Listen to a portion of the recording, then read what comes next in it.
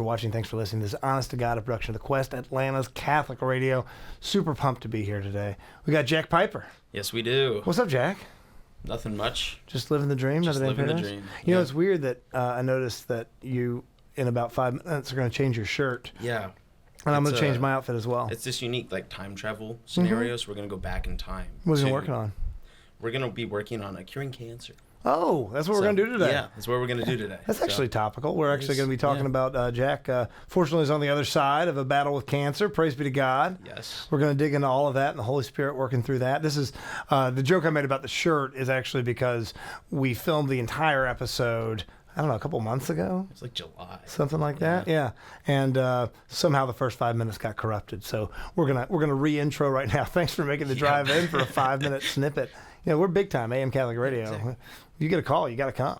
You got to come. What choice did I have? But before we do all that, we're going to do some fun facts and begin with prayer in the name of the Father and the Son and the Holy Spirit. Amen. Lord, as always, we praise you. We thank you. We thank you for all the blessings in our lives, and we're sorry for all the times that we've sinned against you or sinned against others.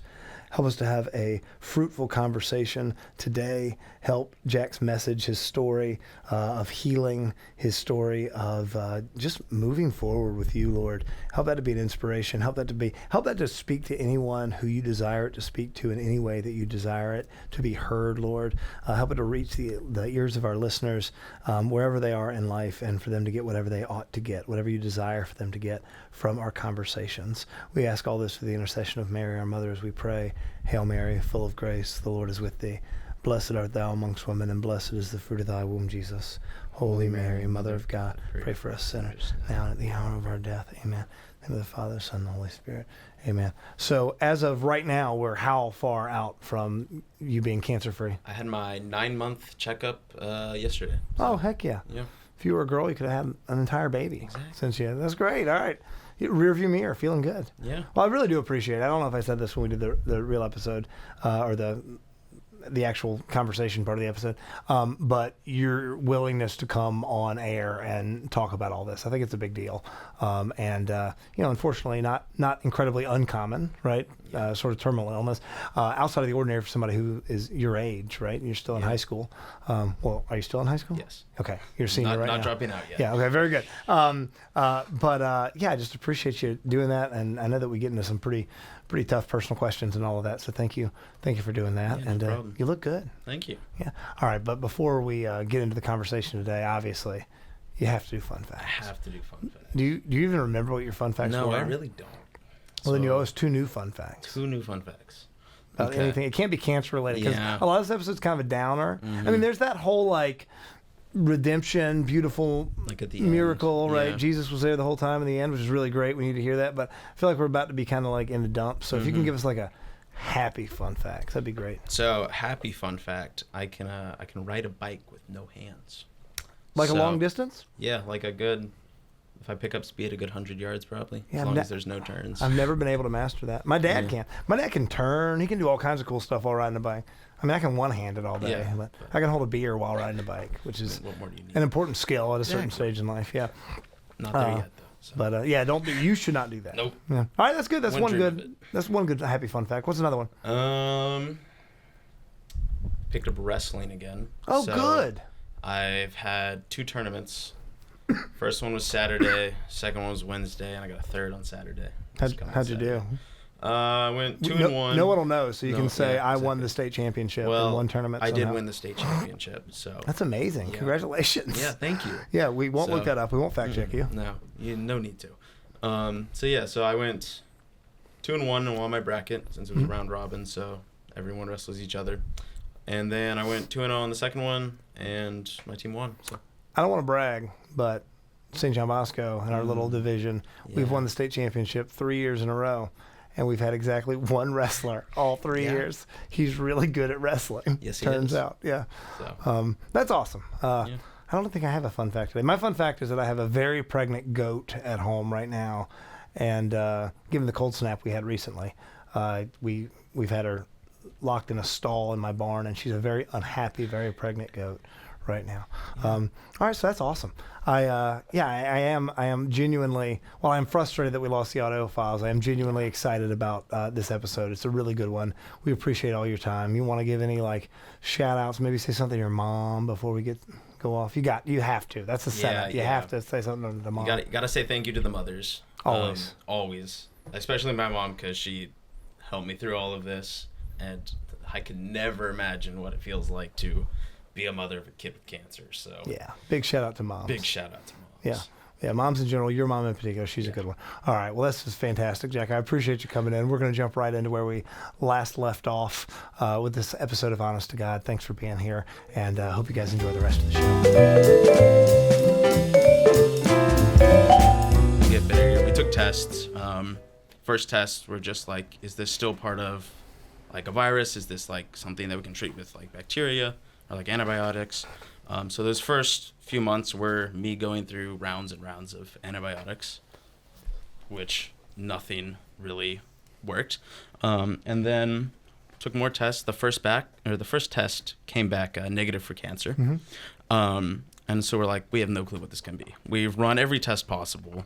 Was it painful? Like, was it? It wasn't really painful. It's just I had like little like inch bump here. Okay. And then it started to like climb up like the vertebrae here. Oh my gosh. Okay. Yeah. So that's scary stuff. It started getting worse, and then we were like, something's wrong.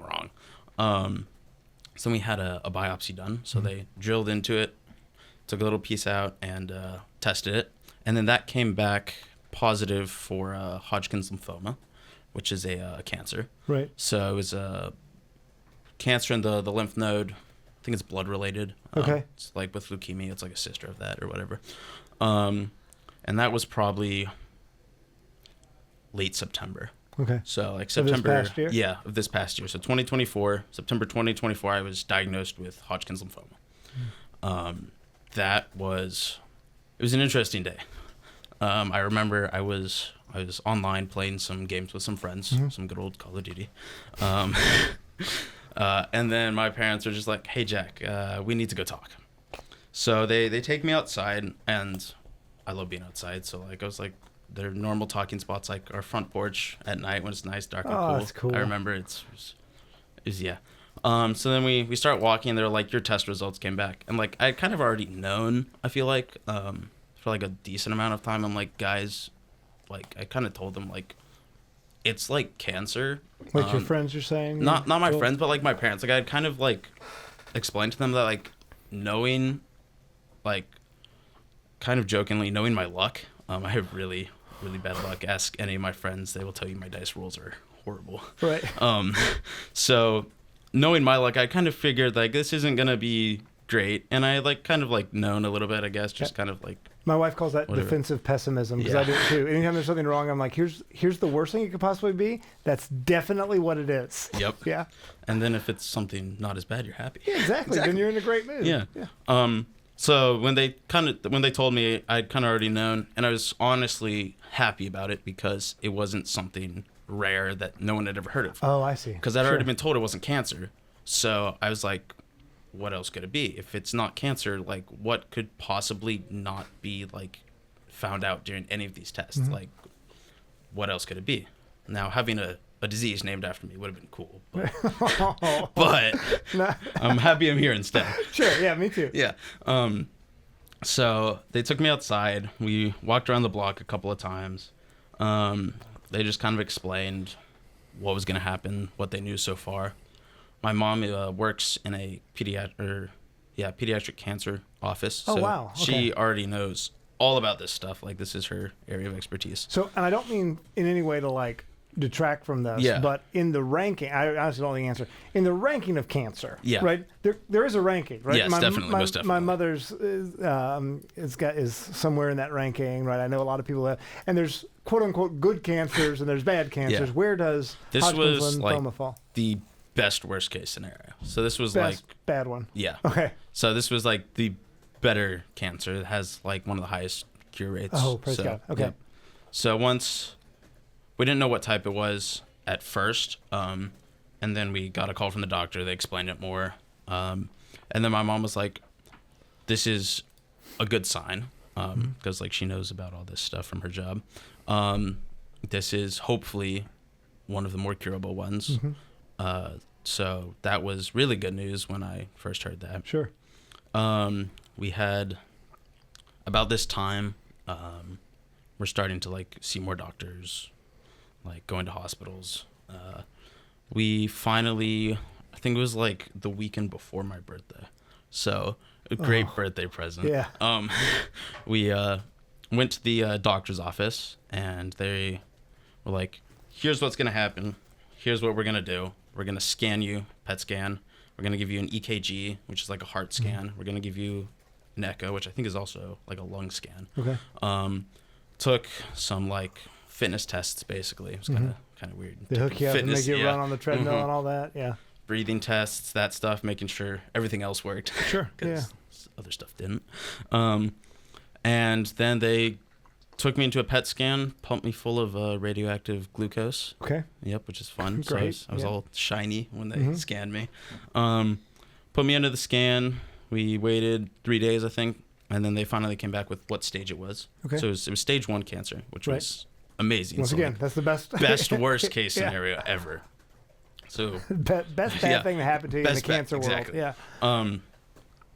So stage 1 Hodgkin's lymphoma, highly curable, just requires 4 months of hell, basically. Right. There's no other way to put it. So it was 4 months of chemotherapy, and then PET scan halfway through, and then one final PET scan at the end. And if both of those came back negative or like decreasing significantly, I wouldn't have to do radiation, and they did. So I didn't have to do radiation, which was really, really nice because that's almost as bad, if not worse. Right. So chemo, the first chemo was interesting. Can you give us a rundown of what that is like? Yeah. So I go to the hospital at, I think it was 10 o'clock in the morning. It was just me and my mom, my dad. My brothers were off at home watching themselves. Or maybe my grandpa was there. We go to the hospital. We get checked in. They have to get these passes. So it was at the new Arthur M. Blake Hospital for CHOA. So they built it 30 days before I was diagnosed. Hey. So they basically built it for me. you. That's how I like to think about it. On your birthday. Exactly. Yeah. Another best worst case scenario. Yeah. So pristine hospital. It's very pretty for a hospital. So they get these like patient guardian badges. They take me up to the infusion room where I'm gonna get my chemo. We go in. It's the standard like height, weight. They check my like heart rate, my blood pressure, and then we go to a small like waiting room or like exam room. And here, I get to wait for the doctor to come in to verify everything's in check. I forgot to mention that before this, I had a port placement, so I did have a direct line to like my major like blood vessels and heart or whatever. So that is where they were going to do all the chemo. So I have this port in. I'm waiting for the doctor. Eventually, she comes in. She's like, "Yep, everything looks good. You're going to go through with this. We're going to get you started, and then we're going to send you on your way." So we waiting. The nurse or PA comes in with the initial like pre-round meds.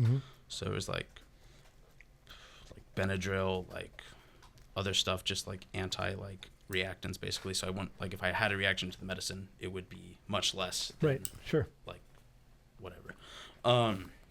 So they come in and then eventually they get to stab me, and stabbing me is the fun part. So I've been stabbed. Like I have lots of infusions for other medical problems I have, like Crohn's disease. So I get stabbed maybe every 6 weeks. Oh wow. So it's not in the port area, just in like veins or whatever. So I'm used to it. So it's not the worst. The port was different. It was a lot more painful. I'm sure. Yeah. Right? And it did get better as time progressed, just because the area got less sore and red from the surgery where they put it in. They stab me with whatever. They have a heart protectant so my heart doesn't explode from all the chemo. That lasted about an hour. That was not the worst part. That was the easy part. Then we go up to another like infusion room. Basically, it's this big floor with just little cubicles, maybe I would say the size of like 15 by 15, Okay. maybe as much as like a small kitchen or whatever. Mm-hmm. And there's a chair, TV, like window you could look out.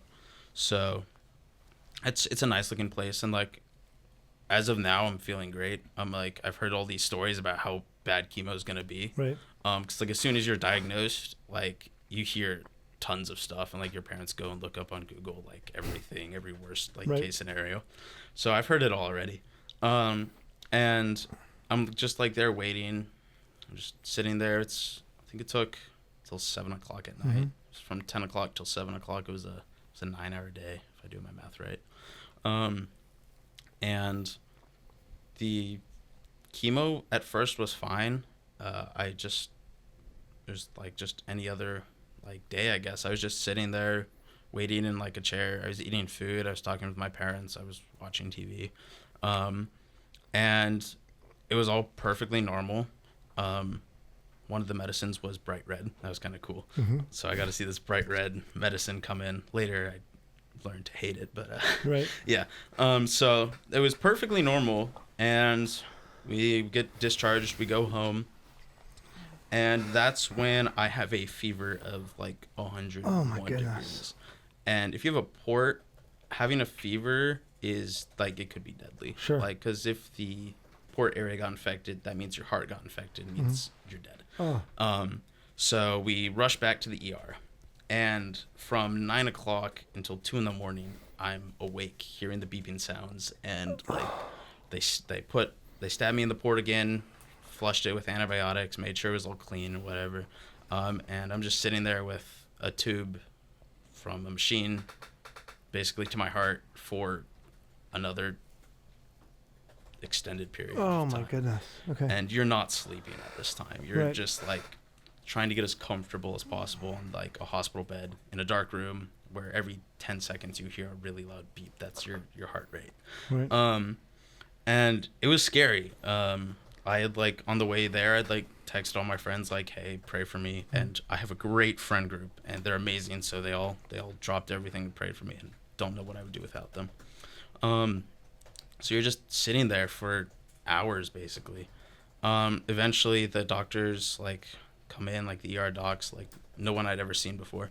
They're like, "We're gonna move you upstairs to the ICU. You're just gonna sit there. We're gonna make sure you're okay. We're gonna monitor you there. We have better stuff there instead of the ER." So I get moved at about 2:00 in the morning, and we go. It's a much more comfortable room. Mm-hmm. It's a bit bigger. So we sit there. I spend the night. And then in the morning we get discharged and come back. It was fine. Oh, man. They had no explanation for the fever. You just reacted to the medicine basically. Okay. So that was the good part, I guess. Another best worst case Right. scenario. So the port was not infected. And then you're like, okay, so maybe that was the worst of it. It was not the worst of it. So the first 3 days, this is kind of like the progression I like to explain to everybody. The first 3 days, your joints ache. You're like every muscle and like everything just hurts, and like your whole body just feels. What is the horrible. chemotherapy actually doing to you? It's killing your cells. Okay. It kills Indiscriminately, right? yeah, fast reproducing cells mainly. And it just basically it's just poison. Okay. And the idea is you're going to kill a bunch of the cancer cells, and you're going to outlast. You have to literally just have your healthy cells be tougher than the cancer cells. Great. Basically just hope the cancer cells do their job and take all your nutrients and Right. like so. Yeah. So the first 3 days your body aches. You have insane nausea. The nausea meds you're on are like the highest prescription possible. You're not eating food. The next 3 days I would argue are worse. They are mouth sores. Mouth sores I hated. So you have all these cuts and like whatever in your mouth. You're not touching food. You're just trying to like eat whatever you can. The mouth sores just like cover your mouth and like your jaws and whatever, and like basically like just breathing hurts, and it's like just painful. And eventually these mouth sores go away. They all kind of like progress, whatever. After the mouth sores, your joints start to ache again, and like you can't sleep. Like you can't like do anything. All your like every single knuckle of your fingers is like needs to be like when you have to like crack a knuckle or it's like jammed or whatever, it just feels like that, but like 100 times worse. No relief. Yeah. Yeah. You can't, Every single one just needs to like have something done to them, but it just can't. And it's like that, your ankles, your toes, your like your neck, everything. And then it kind of slowly teeters off and you're kind of like back for a week. And those few days, eventually the symptoms last longer and longer with each chemo. Oh. So at first I was having like a week off and then I'd go back to school for a week. And then I would go back to chemo and the cycle would repeat. Right. And the first few times I went back to the hospital after every chemo, the night of or whatever. They put me in the ICU. The second time my blood pressure dropped to like half of what it's supposed to be, I think I would say. I was at like a 46, I think, instead of like a 76 or whatever. So I'm just, and I felt like, other than like chemo symptoms, I was like, I feel fine. They're like, are you dizzy? Are you like feeling faint? I'm like, no. I'm like trying to like get up and like walk to my bed or whatever. And they're trying to like push me there in a like cart or whatever. And I'm like just really confused because it's 2:00 in the morning again. Yeah. So I sit there for another like day and a half, just getting monitored, blood pressure monitored. My mom and dad cycle in, coming back, my brother's visit. So it's just, I just don't know. It's just, you're there in a hospital just waiting. Which is so miserable, even if you don't have to do anything, right? I mean, just having to be in a hospital for any amount of time is miserable, leaving alone the fact that you're literally having poison injected into you the whole time. And, okay. Yeah. So it was not the best. So I want to get to the happy stuff here in a little bit, but before we get to the break, I do want to bring up, right, the reason that we got you on air and the reason we're talking about you is because you're a man of faith, right? How does that play into it, being a super young guy? I mean, I always, I like to think, yeah, of course, if I got really sick, if I had whatever happened to me, whatever challenges in my life, I'm going to be just like Perpetua and Felicity and the lions, thrown to the lion. I'm going to be strong and persevere. Realistically, given my personality, I see despair. I see myself just being just miserable and angry at God. I don't know. How was that experience for you? So at first, like, I was kind of like, I mean, of course you like question, like, why is this happening to me? And like I questioned that for a little while. Thankfully though, I mean, I have a huge group of friends and they're all very good Catholics. And they were all praying with me. They were all like helping me go through this. So without them, I probably would not have like trusted God as much.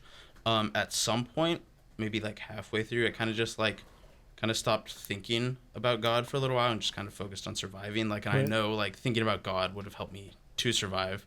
But I just like couldn't think straight. Just trying to figure it all out. So, and you're still balancing school throughout all of this, right? Like you're not repeating a grade or anything. You're still good for you, man. Yeah, that's awesome. So, yeah, it was difficult. Did you do? And this might be cliche, but my 4'11" grandmother, it was like her go-to phrase. Was there an offering it up element in any of this? Did you have? When I remembered, yes. Yeah.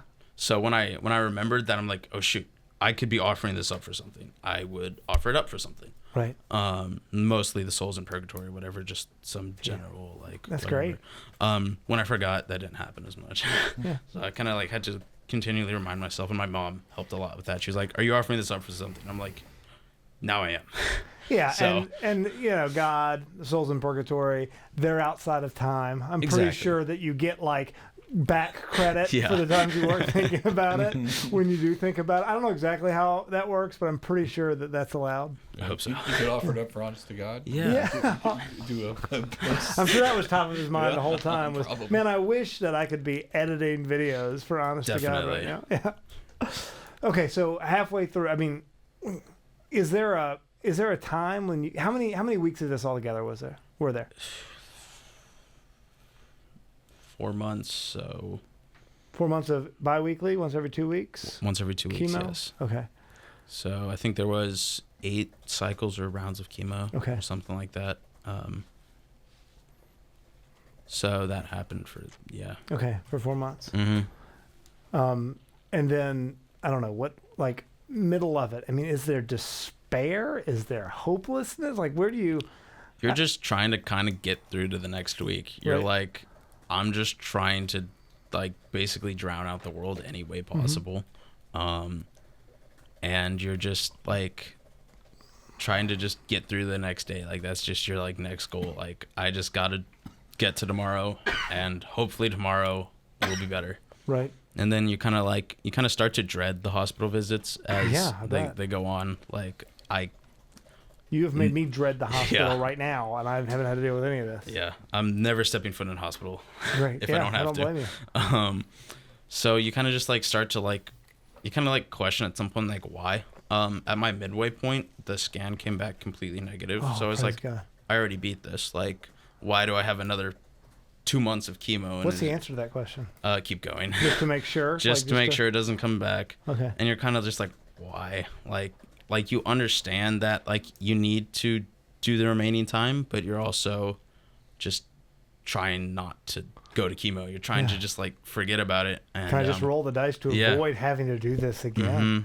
And mom and dad, brothers at home, they were supportive. Very much so, yes. Praise God. Yeah. Dude, good moms. Like, It's the whole real. world runs on really good moms. Yep. Yeah. And you have a good one. I know I your have a mom. I have I'm a a big great fan of one. your mom. Yeah. Yeah. So, So in about 45 seconds, we're going to have to go to break, and then Okay. I want to kind of pick up at the second half of chemo, perfect. moving forward, and then roll into, like, where you are now. And I want to talk about this pilgrimage you just did, and all of this stuff. I really appreciate you coming in and being on air. Thank you so We've much. got some special guests that are going to join us too. Yeah. Everybody keeps teasing that. I don't know who. One of them. They say we got a big surprise coming up Big next surprise, half. yeah. Well, I'm excited. Those of you watching, those of you listening, you know just as much about the next folks on the show as I do, or one of them in particular. All right, Jack, thank you so much. We're going to be right back. Ladies and gentlemen at home, thanks for watching. Thanks for listening. This has been Honest to God, a production of The Quest, Atlanta's Catholic Radio. We'll be right back. All right, ladies and gentlemen, welcome back. Thanks for watching. Thanks for listening. This is Honest to God, a production of The Quest, Atlanta's Catholic Radio. We are still here for the second part of what is hopefully going to become a more uplifting story with Jack. I think it's going to, but I was saying off air, I think the first half needs to be kind of depressing. Like, I really appreciate the detail. I really appreciate you going into the struggle, because I think that's so. I don't know. I think it's good for us to hear. I think especially as Catholics, right? We, unlike some of our brothers and sisters in Christian denominations, we recognize and we embrace the struggle, because at the end of the day, right, this world is not all there is, right? It's not even what we're made for. This is hopefully a pit stop that prepares us for what we're actually created for, which is to be with our Creator forever. So God bless you, and we're going to dig in. But first, I have to ask. I don't know who you are, Connor. I had Mystery you guest, brought yes. in by the people I'm no longer allowed to call corporate overlords. Right? I was told specifically to stop doing that, so I'm not doing that. Fair enough. You were brought in by those guys who are great, and they said you need to start the show by asking Connor who he is and why he's here. Who do you famous. think you are? as No, I I'm like to kidding. say. Yes, no. I am a friend of Genesis, of the Overlord. Sorry, of the Overlord. And I actually came in to share part of my story as well. I have a very similar story to Jack here. I was actually 10 years in remission myself from Hodgkin's lymphoma. Oh, no So way. yeah, so I wanted to kind of come in, maybe bring another perspective, just kind of a longer outlook on it. Like I said, not to dwell too much on some of the negative, but maybe just some more of the positive. And just kind of showing, like, look, like, you know, you go through one of those experiences, obviously, and I've been there, and it's something that I think you and I can relate to that not a lot of people can, but there's a lot of good things that you continue to look forward to, right? Just within my experience, you know, and having gone through that, it really prepares you to go through something, you know, hard down the line. And like you said, I'm a strong believer in everything happens for a reason. I feel like, you know, something like this and the reason that we're here is a big emphasis on how you're able to tackle challenges further down the line. But like I said, just, you know, after hearing about, you know, Jack coming on and Janice had brought it up, I'm a very big advocate. I've talked to plenty of people, plenty of survivors and plenty of people who've been through a similar story. And I think the one thing I always like to echo is it just continually gets better and it helps you build a full story, you know, Totally. and I think, you know, that's what I came here today to do. And I was really happy to join and kind of spread the message, if you will. Praise So, God. absolutely, Okay, awesome. Well, I want to get into all of that other side stuff here in a minute. For sure. But I do want to jump back over to you though, and sort of what's next? You're midway through. You're thinking, why do I even have to go back and do this for another month or whatever it was? 2 months, right? Yep. Was the midpoint. And you just do it. You stoically kind of accept it, which by the way, I think is a beautifully masculine thing to do. And you launch forward. What does that last half month look like? And then what does it look like when it's done? That's what I want to hear about. So the last month, it's once again you're questioning like why. But once you push through that, you have a final scan, and after that scan, they'll 2 to 3 business days contact you, and That's gotta be the worst. yeah. So after that, they came back completely negative, just like the one at the halfway point. So it made me question even more why'd I go through it Right. the second time, but whatever. And then they remove the port, and you kind of just try and forget it. Right. Or at least that's what I tried to do. Yep. Yeah. Absolutely. I can speak like Jack. The number one thing for me, I think that helped was distractions, right? Yeah. I think just talking with people and there's two sides of it. I think in my mind, they offered there's the Camp Sunshine where it's like you're around these people, you have that support system. There's the other side for me where it's like you put it behind you, right? And, people kind of, like you say, you bring it up as a story and you understand that it's kind of a part of your life and it helped build you. But there's the other part of it where you're able to kind of forget it and put it behind you. You know what I mean? You're able to kind Sure. of move forward. And I think that's the number one thing, like you said, Yep. that absolutely helps. And that's the route I took as well. So. Is it tough as a man to be, because I would imagine, right, I've had family members who went through similar things. There is like an infantilization piece that happens where you have people who almost want to like paint you as a victim, like, oh, poor Jack is so sad, poor Connor, all these things. That gotta be so hard. Are you okay? What can I do for you? Which we, by virtue of our masculinity, want to reject. Be like, no, Right. I got it. Leave me alone. Right. Like, is that tough? How do you navigate that piece? So during the treatment, I kind of, at some points, kind of depended on the day, I was accepting all the help I could get. Mm-hmm. And at some points I wanted to do stuff for myself. Because Right. you're just like, everyone's doing stuff for me. And I kind of like, you're not in control of the situation at all. And you just want to have at least some grasp on like being in control somehow for somewhere. So you try and like do things yourself. But lots of the time you need the help. Yeah. So it's very humbling. I no, I totally get it. My wife will tell you right now, and I'm talking little stuff, not big stuff, like little stuff.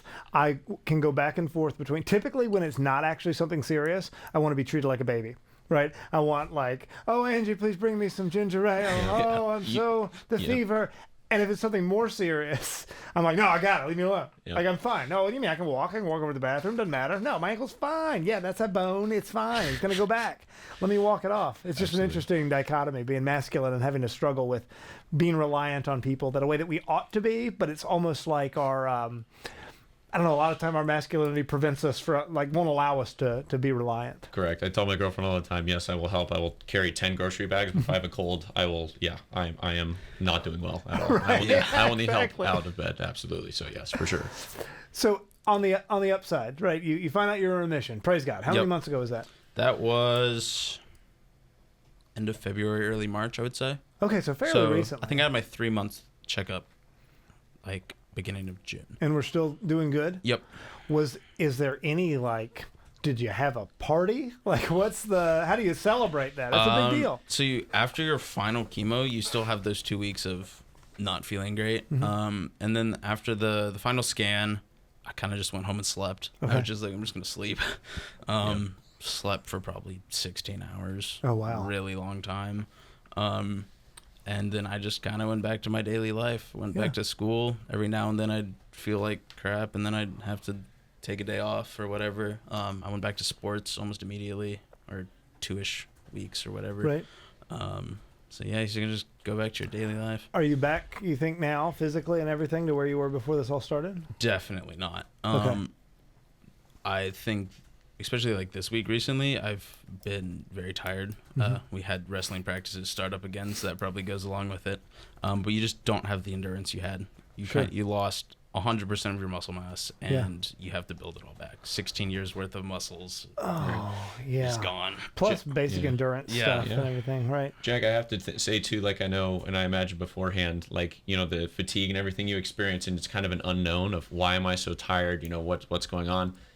you take that perspective now of like, okay, now I can fulfill that potential. Like now I'm 100%. Like let's go. Let's see what I can do. You know what I mean? I think that was something I was so excited about. Is you're at that age. It's like you know peak athleticism now, and it's like, okay, I can really start to see what I'm made of. You know, that was the biggest thing for me, was like a what if, but now it's like, okay, I can look at the now and like, this is what I'm able to achieve now. I think that's the most exciting part about it, is like, I don't have that unknown hindrance on me anymore. It's like, now I can really go and achieve, you know, whatever, you know, sport or anything that you're in. It's exciting. It's exciting. I have a question, actually. Yeah. So you talked about going to sleep for 16 hours. It made me think, I know with certain pharmaceuticals that I've taken, whether it be just NyQuil over the counter or some more potent ones, I've had very odd dreams. Did you guys experience that when you were like when you'd sleep? Did you have dreams? I was like, whoa, that was out of left field. This is really weird. Is that? I know that's probably a question you weren't even expecting. But No, I mean, So when I slept, if I did sleep, it was no dreams. I was just like blank mind, and like I might have dreamed, but I definitely don't remember it now. Fair. Okay. It was just empty, basically. I think at that point too, you're so worried about like day to day, you know, and I think maybe that there's something deep, you know, in you when you're sleeping. I think you're just so worried about what's coming next and taking it so close and one day at a time. I think that can kind of hinder a little bit of the dreaming as well. But, you know, as part of a segue, I think the biggest thing too is like, just with the hindsight of all of it, taking it day by day was another thing like really good to learn from. It is like, you really get that perspective of like, look, why don't I go on that trip? Why don't I go for this walk? Why don't I go extra, you know, something as small as that, right? Or why don't I go for it? You know, I think that's just kind of something you gain. But taking it back to the dreaming portion too, you know, even just at night or even during the day, I remember, you know, you're in the hospital bed and you're like, the one place or the one thing I want to do is not be here. And, you know, that's the one thing you think of when you're there is like, now you have all these opportunities, right? And so you're able to dream on, I guess, both facets, awake and asleep, if that makes sense, right? But, So at the risk of sounding cliche, I want to talk a little bit about sort of like new perspectives, right? Things that come away, especially as a young guy with your whole life ahead of you, and then all of a sudden it's like, hey, surprise, you might not be here next year, right? How does that affect you both before or both when you're still in the am I going to survive this thing, like that arena, and how does it affect you now when it's sort of, hey, I moved past this, right? I beat this thing, and now I've been given this second lease on life that might have killed me 50, 100 years ago or whatever. Like, what are those two? I don't know. How's your brain work? What is your outlook? So from wrestling, I had already kind of like a bit of an ego where I knew that as long as like I thought I could win, I would win. Mm-hmm. So coming into cancer, I was like, I'm not going to lose to this. Like, it's cancer. Like, right. Yeah. I kind of laughed at it. It's just like one of the worst diseases known to mankind. Yeah. So I kind of was just like a bit of an ego and just like, I'm going to beat this. And I knew I was going to beat it. And like, I think my outlook before chemo, it was lots of like, I would say like why is this important? Like all the, like the school stuff or whatever, like understanding that school is important, but also trying to find the deeper like meaning behind it where like it's meant to learn, not meant for a grade. Kind of just like being in the present, yet also like looking towards the future, I guess, kind of like hard to explain, but, and I think cancer just kind of like drove that home. Like what I do now, it will affect me later on. So I got to choose the good things to do now that will affect me like positively later on. But then what about all the stuff that won't affect me later on? Right. Like, where's it coming to? What's the point? Because like I could die tomorrow. So what's the point in doing this math homework? Or like, what's, like, it's always math. It's always picks on math. math is hard. Math is hard. What about faith life? Like, how do you think your faith life has changed? I would say prayer is a lot more important. Because you're like, why didn't I spend that extra hour in prayer? Why didn't I like spend 30 more minutes in prayer? Why didn't I just like notice someone and just like pray for them like they're having a rough day, like spontaneous prayer, whatever. You're just like kind of like a bit drawn towards like prayer in general, just because it's like drawing you closer to God, and you're like, why didn't I try and get closer to the creator of the universe? Like, like what else was more important, basically? So was there ever any, because I've done this about much more minor inconveniences in my life. Was there any anger at God? I don't think so. Okay. Like this is just like my personality in general. I feel like I have kind of more of like a supportive personality. Like I try and take the pain away from other people like as best as I can. So I kind of saw this as like, since I'm going through this, that means one of my friends might not have had to go through this. So I was kind of like you didn't realize it at first, kind of like later on, after it all went through, I was like, I kind of like had asked for like my friend's pain to be taken away and like put onto me, because like I knew I could handle it because my ego. So I was kind of later on, I was almost grateful that I went through it, because it means my family or friends didn't have to go through that. Man, stop having such a mature perspective. Sorry. It's making me feel bad. I want to talk a little bit about this pilgrimage you just did to Rome. Yes. Can you dig into that? Yep. So I was gonna go for Blessed Carlo Acutis' canonization, so the Jubilee teen week or whatever. Pope Francis ruined all that. Yeah. Could have lasted just like 2 more weeks. So he's also my patron saint, Blessed Carlo Acutis is. So that was gonna be like a once in a lifetime opportunity for me. So I was really disappointed that it didn't happen, but I did get to go see the body of the Pope, which was that's cool. what I was. So I heard a lot of people who actually had a similar thing. They were like, we were going to go, and then Pope Francis died, and now everything's, the schedule's changed. And obviously, his soul's the faithfully departed, mercy of God, rest in peace. But it's so cool. Who gets to go to Rome to, during a conclave or during something like that? So when were you there in relation to Pope Francis's death and Pope Leo's ascension? So Pope Francis's death happened, I think it was like a couple of days or like the week before or whatever. And we left. We were there. We got there 2 days before the funeral happened. So that Friday, and then I think he was buried on Sunday, or maybe it was Saturday. But we got there, and who's we, by the way? My aunt, my grandpa, and myself. Okay. So it's just us 3. So it was fun, yeah.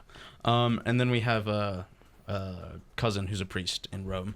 Oh, so cool. he kind of tour guided us a little while. Yeah. But we got there on this Friday, and jet lag, everything. We take a nap, and then we go straight to St. Peter's Basilica for visiting the body of the Pope. And it's a 4-hour line. You're standing in St. Peter's Square, hats on, sunscreen on, burning up. Sounds like Whitewater, except a lot more exciting. Sure. And we go through, and they just have like a small, simple like alleyway or like procession towards his body. It was an open casket in front of the altar of St. Peter. You walk by, you pay your respects, and then you just walk out. Yeah. So, yeah. 5 seconds? Basically. Yeah. There's lots of people. So were you there when the conclave started? No, I think we left a couple of days before. Okay. So you didn't get to hang out with Pope Would've been Leo? cool. That would have been really cool. Yeah. No, that's fantastic. Anything else while you were in Rome? We saw lots of churches. Yeah. They were gorgeous. Bunch of them there. Yeah. Some of the more niche ones were, I think, the prettiest. There was one called St. Clemens. It's like a little like underground church, like built like a Roman forum or like a Roman house with like the courtyard and pillars. Everything was beautiful. It was like built basically underground. Right. It was like layers below everything else in the city. Yeah. That was like really, really cool. My cousin, who's a Dominican, we stayed at the Angelicum. Or like we got a tour there, and that was really fun. There was a fig tree that Pope John Paul II sat under, so we gotta go visit that. That's great. So yeah, lots of churches. I remember, and it's been 15 years since I was in Rome, but you would have the old churches were always, a lot of them were like down below because the city's just been, they'll just knock down a building, build something else on top of it, right? There's just striations, just layers going down, down, down. Yeah. And it was so cool. We spent a week or so there and, saw, I don't know, probably 100 churches that we popped in and visited. But, it was such a tiny fraction of all the churches in Rome. I mean, you just walk down the street and be like, oh, I'm going to pop in this one real fast. I tally mark another one that I went to see. But it was so cool. I need to go back. I would love to go back. It's pretty. It's really great. No, that's really amazing. Did you do like the catacombs and all that? Sistine We Chapel? did not do the catacombs. They were closed from the Pope's death, so we didn't get a. We did climb up to the dome of St. Peter's Basilicas, though. Oh, so I've never that done was that. awesome. Yeah, like behind the giant statues. Yeah, and stuff up there? like on like top, and like you have this like basically aerial view of the surrounding whatever. You got to see the gardens from there. And awesome. That is so cool. Yeah. When did you get back? Right before the election? Before. It was like we were there Friday, Saturday, Sunday, Monday. And I got home on Tuesday. so 5-ish days. That is super cool. Yep. All right, well, I guess this one's for both of you guys, and then I want to get into some more laid-back kind of stuff for the last 10 minutes or so. It's just advice time, right?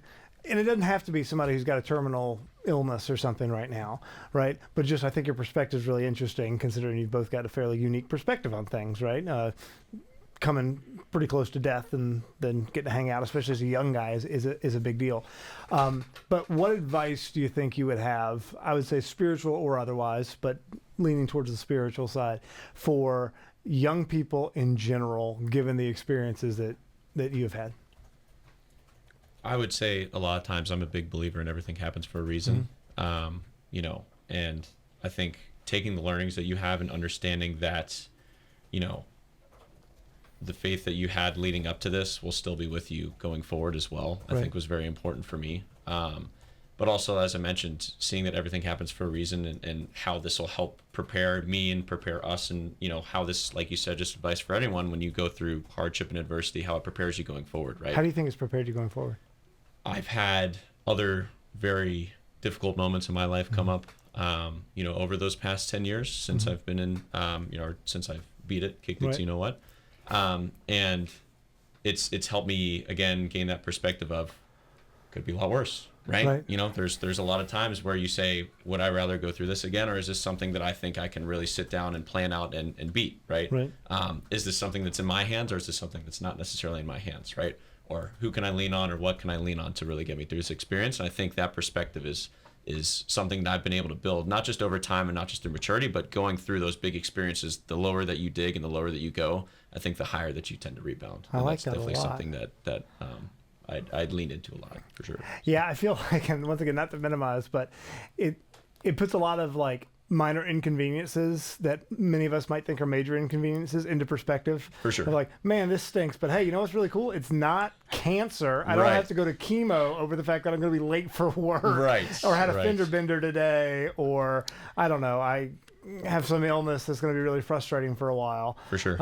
At least this isn't a life-threatening thing that's going to ruin months and months and make me miserable, put me through hell for a while. Absolutely. And I'll have to add one other thing. I had a rhetoric professor back in college, and she gave me one lovely line before we would do our public speeches in class. Everybody, of course, takes rhetoric. Yeah, I could do public speaking. Then you get up there, you know, very scared. But the one thing she always said is, I will still lead a full and happy life. And that's something I tend to say to myself anytime you're going through something difficult, you know, whether it's a presentation or anything that you may be afraid of going into, you always have to go in, I will still lead a full and happy life. And then I always, you know, finish that with everything happens for a reason. And it tends to get me the places that I like to go. I will still lead a full and happy life is a good title for the episode. Just saying. Throwing that out there. What about you, Jack? I would say don't get mad at God when stuff goes wrong. As much as suffering sucks, it's a good thing. It definitely is, when you offer it up, a very beautiful thing. But also, especially for the men, would you rather see yourself suffering and going through pain, or the people you love go through it? Yeah, that's huge. Like, as like a man, or a growing young man, you've earned your stripes. You've earned your stripes. I've earned my stripes. Like knowing that the pain was put on me instead of somebody else, like, was really, really great. Like, if this was like on one of my brothers, as much as like I fight and argue with them as brothers do, it would suck. Yeah, and you'd probably take it back in a heartbeat. If you, yeah. Because like you're just like, as much as I couldn't do anything now, there's even less you can do for someone when they're going through it. Right. You just like, you can't help them with the pain. You can't, like, all you can do is just as like much as possible, and that's just like getting them a cup of water or whatever. See, once again, Jack, this is obnoxiously, annoyingly mature. Like, great job, you're right, that's correct. I wish that myself, a guy who's a couple decades older than you, could have that perspective.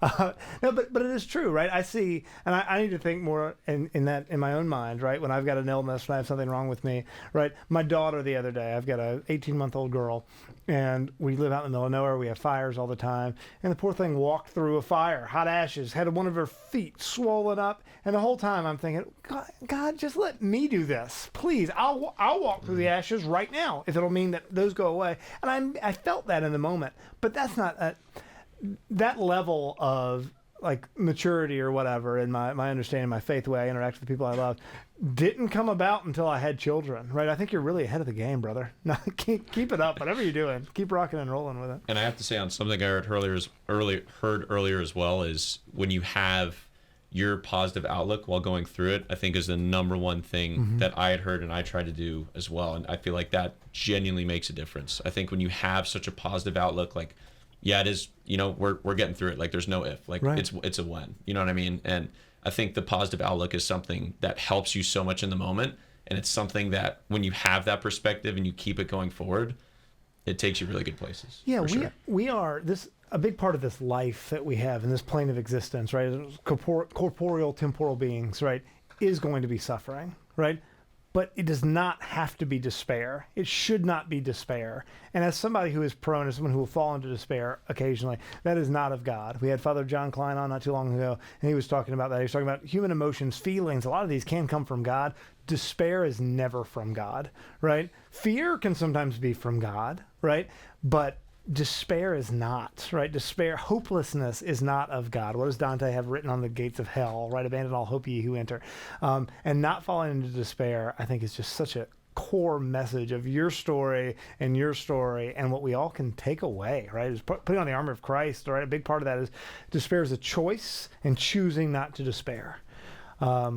So I think it was great. Thank you so much for coming in and sharing that, Jack. Yeah, thank you for having me. Connor, thanks for being on here too. Happy, like I said, just happy to provide the perspective. And, like I said, there's a lot to look forward to. There's a lot of ups and downs, but, like I said, the deeper the valley, the higher the hill. So Heck yeah, man. Well, we've got a couple of minutes left, and we're gonna end with some loaded questions. Does that sound Loaded good? questions. We haven't done loaded questions we haven't in a done while. that in a while. This is a great episode to do it for too. Yeah, I know. I wanted some levity here at the Yeah, end, yeah, right? great I think we idea, ended on a John. high note, but I want to hit some of these. All right, so basically, you got a couple of cards. You pick a question. It's designed for like 8-year-olds. So pick your favorite, and we're gonna answer it. Producer Julian's gonna go first. It's gonna be great. I will go first, and we're doing one question each. We'll start with one. We might do a second one. But we'll see. Okay. What is your favorite thing to eat for breakfast? And mine is bacon. Bacon really, I just think it encompasses all the important food groups, fat and protein, to start the day. Yeah. Bacon. Excellent answer. I dig Excellent that. answer. Yeah. Thank you. All right. Either of you guys got one you want to tackle? I do have one here, and I got an answer in my head immediately. It says, if you could have any superpower, what would you choose? Well, if there's an obvious, mine is teleportation. And the reason I say teleportation is flight costs are crazy. No, I would love, there are plenty of times, a day like today, a little bit stormy, I would love to say, boom, I am here, I am there, I can go teleport to the beach, I can go teleport wherever else.